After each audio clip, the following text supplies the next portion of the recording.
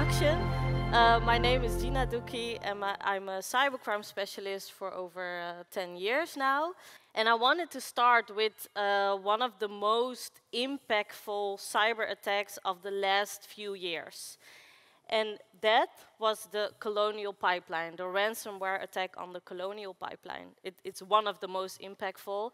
It was in May 2021, it's already a few years ago, but it is impactful because the US, or the east coast of the US, had widespread gas shortages, so nobody could get gas from the gas station.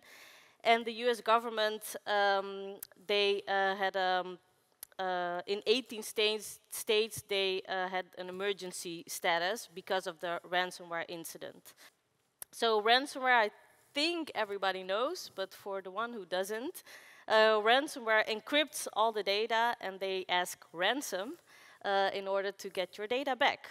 So your data is held hostage, and they paid $4.4 million in bitcoins to get back their data, or that the Colonial Pipeline could work again, because they shut down the Colonial Pipeline to prevent the spread of the ransom. So dark side, I want to tell you a little bit more about this hacker group. They act as a ransomware as a service. So we call it RAS. And it is called like that because there are two groups of hackers. And one group is the developers, and the other group are the affiliates. And the developers, well, you already guessed, they develop the ransom. And the affiliate are the hackers who enroll they buy actually the ransom and then enroll the ransomware into the company. And they get the most of the money, 70 to 80%. And the developers get 20 to 30% of the ransom. While I'm on the dark web, I'm going to show you what you can find on the dark web.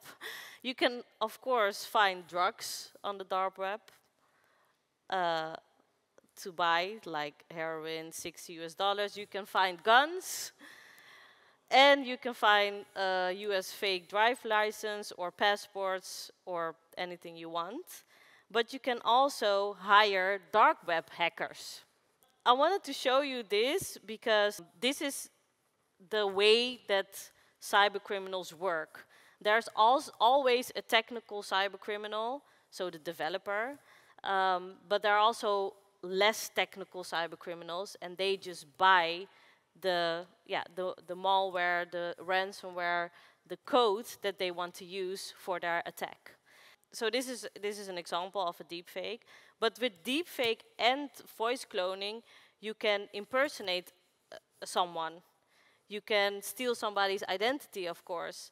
And cyber criminals can use this, for example, to do an interview, a job interview, because job interviews nowadays are online with the use of Teams.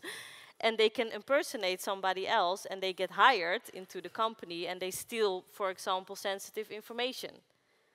That is an example how they can use it.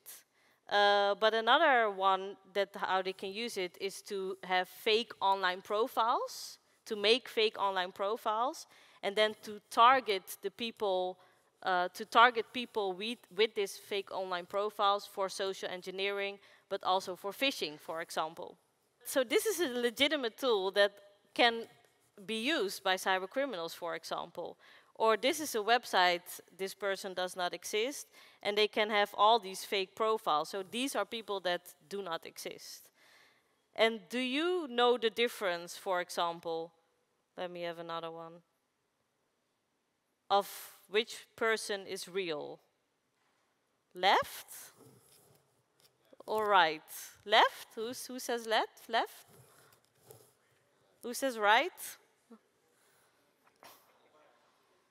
Right was correct. Some examples of ChatGPT and cybercrime that I'm going to show. I'm not going to show you all of it, but of course in phishing, but also in help desk fraud, in romance scams that I'm going to show you, in CEO fraud and ransomware.